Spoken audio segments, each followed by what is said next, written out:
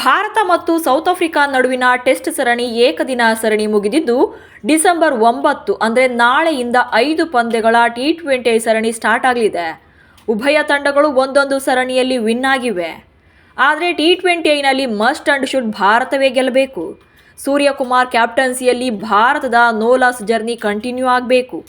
2026ರ T20 ವಿಶ್ವಕಪ್ಗೆ ರಗಡ್ entry ಕೊಡಬೇಕು.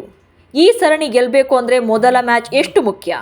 ಭಾರತದ playing 11 ಹೇಗಿರುತ್ತೆ? ಹಾರ್ದಿಕ್ ಪಾಂಡ್ಯ ಕಂಬ್ಯಾಕ್ನಿಂದ ಯಾರು ಹೊರಬೀಳ್ತಾರೆ? ಈ ಬಗೆಗಿನ ಒಂದಷ್ಟು ಕುತೂಹಲಕಾರಿ ವಿಚಾರಗಳನ್ನು ಈ ವಿಡಿಯೋದಲ್ಲಿ ಹೇಳ್ತೇನೆ. ದಯವಿಟ್ಟು ಸುದ್ದಿಯಾನವನ್ನು ಸಬ್ಸ್ಕ್ರೈಬ್ ಮಾಡಿಕೊಳ್ಳಿ. ಟೀಮ್ ಇಂಡಿಯಾ ಟೆಸ್ಟ್ ಕ್ರಿಕೆಟ್ನಲ್ಲಿ ಸ್ಟ್ರಗಲ್ ಪಡ್ತಾ ಇದ್ರು ಕೂಡ ವೈಟ್ ಬಾಲ್ ಫಾರ್ಮೆಟ್ನಲ್ಲಿ ಭರ್ಜರಿ ಪ್ರದರ್ಶನ ನೀಡ್ತಾ ಇದೆ. ಅದರಲ್ಲೂ ಟಿ20 ಫಾರ್ಮೆಟ್ನಲ್ಲಿ 1.5 ವರ್ಷದಿಂದ ಒಂದೇ ಒಂದು ಸರಣಿ ಸೋತಿಲ್ಲ.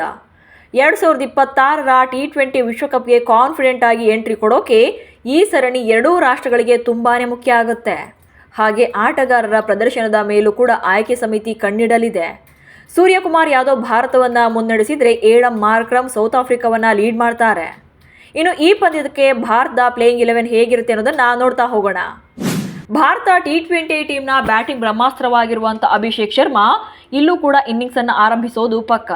ಕಳೆದ ಏಷ್ಯಾ ಕಪ್ ಹಾಗೆ ಆಸ್ಟ್ರೇಲಿಯಾ ವಿರುದ್ಧದ ಸರಣಿಯಲ್ಲೂ ಕೂಡ ಅಬ್ಬರಿಸಿದ್ದು ಬಿಗ್ ಹಿಟ್ಗಳ ಮೂಲಕವೇ ಈಗಾಗಲೇ ಇದೇ ವರ್ಷ 100 ಸಿಕ್ಸರ್ಗಳನ್ನು ಕಂಪ್ಲೀಟ್ ಮಾಡಿದ್ದಾರೆ.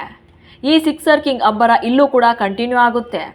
ಇನ್ನು ಸೌತ್ ಆಫ್ರಿಕಾ ವಿರುದ್ಧ ಟೆಸ್ಟ್ ಸರಣಿ ವೇಳೆ ಇಂಜುರಿ ಆಗಿದ್ದಂಥ ಶುಭ್ಮನ್ ಗಿಲ್ ಈಗ ವೈಸ್ ಕ್ಯಾಪ್ಟನ್ ಆಗಿ ಟಿ20 ತಂಡಕ್ಕೆ ಕಂಬ್ಯಾಕ್ ಮಾಡಿದ್ದಾರೆ. ಹಾಗೆ ಅಭಿಷೇಕ್ ಶರ್ಮಾ ಜೊತೆ ಇನ್ನಿಂಗ್ಸನ್ನು ಆರಂಭ ಮಾಡ್ತಾರೆ.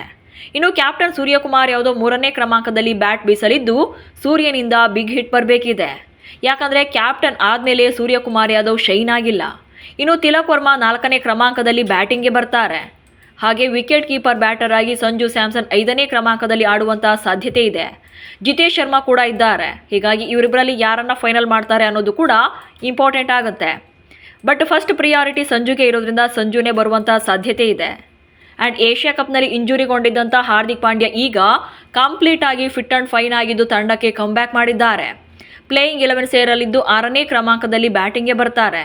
ಆ್ಯಂಡ್ ನೆಕ್ಸ್ಟ್ ಶಿವಮ್ ದುಬೆ ಹಾಗೆ Akshar Patel finisher role play ಮಾಡ್ತಾರೆ.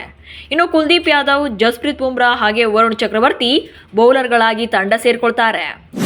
ಹೀಗೆ 5 ಬ್ಯಾಟರ್ಸ್, 3 ಆಲ್ರೌಂಡರ್ಸ್ ಹಾಗೆ 3 ಬೌಲರ್ಗಳ ಜೊತೆ ಕಣಕ್ಕಿಳಿಯುವಂಥ ಸಾಧ್ಯತೆ ಇದೆ.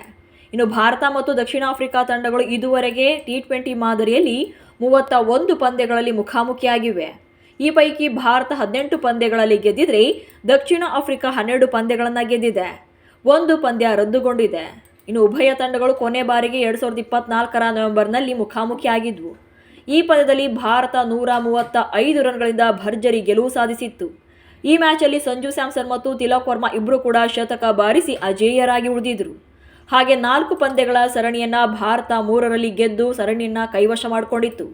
ಒಟ್ಟಿನಲ್ಲಿ ಟಿ20 ಫಾರ್ಮೆಟ್ನಲ್ಲಿ ಪ್ರಸ್ತುತ ಭಾರತ ಜಗತ್ತಿನಲ್ಲೇ ನಂಬರ್ 1 ಟೀಮ್ ಆಗಿದೆ. ಟಿ20 ವಿಶ್ವಕಪ್ನ ಹಾಲಿ ಚಾಂಪಿಯನ್ಸ್ ಆಗಿರುವಂಥ ಭಾರತ ರನ್ನರ್ ಅಪ್ ಆಗಿರುವಂಥ ಸೌತ್ ಆಫ್ರಿಕಾ ಮುಖಾಮುಖಿಯಾಗಿದ್ದು ಟಫ್ ಫೈಟ್ ಇರೋದಂತೂ ಪಕ್ಕ. ನಮಸ್ಕಾರ.